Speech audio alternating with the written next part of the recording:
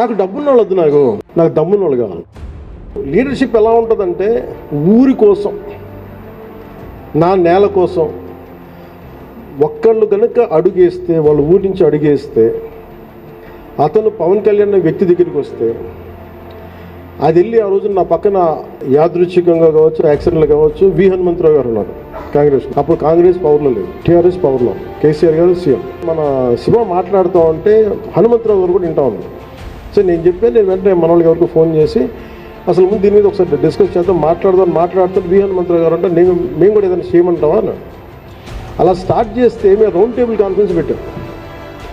దానికి అప్పుడు ఇంకా ఆయన పార్టీ హెడ్ కూడా అవ్వలేదు, రేవంత్ రెడ్డి గారు, కాంగ్రెస్ నాయకులు గారు ఉన్నారు. ఆయన వచ్చినారు, అందరం కలిసి అన్ని పార్టీలు కలిసినాయి.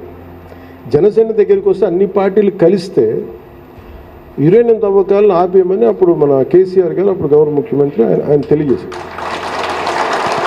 అంటే నేను ఇది ఎందుకు చెప్తున్నానంటే, when you believe in an ideology,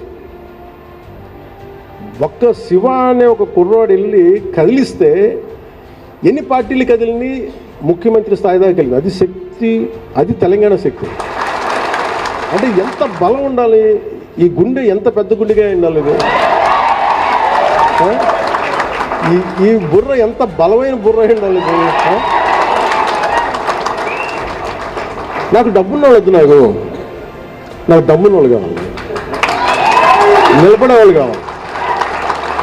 వీళ్ళు కదా లేకపోతే మీరందరూ ఉన్నారు కదా, మీరు ఇలా ఆలోచించండి. నేల ఎందుకు కదలదో, శక్తి ఎందుకు రాదో, మార్పు ఎందుకు రాదో చూపిద్దాం. ఇది జనసేన. నేను చెప్తాను, మీరు ఊహించగలరు, నేను పట్టుకుంటాను. అది నాకు కనిపిస్తాడు మనిషి, ఎందుకంటే నేను అలాంటి కాబట్టి నేను పట్టుకుంటాను, నా అలాంటి పట్టుకుంటాను. శివ ఒక్కడొచ్చి ఇంతమంది కదిలిస్తే, ఇలాంటి శివ ఊరికి ఒకటి తయారైతే దేశం బాగుపడదు.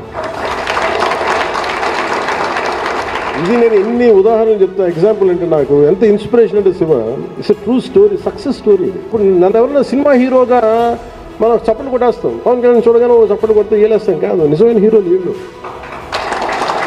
వీళ్ళని కదా మనం తీసుకోవాలి.